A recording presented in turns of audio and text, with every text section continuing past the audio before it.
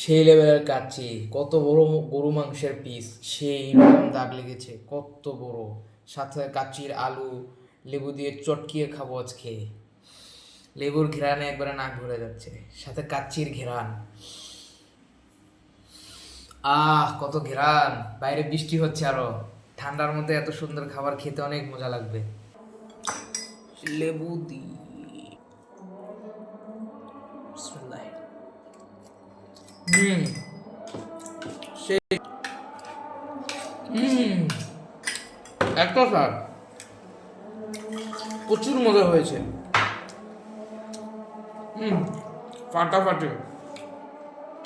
মাশাআল্লাহ, অনেক সুন্দর হয়েছে খাবার রান্না।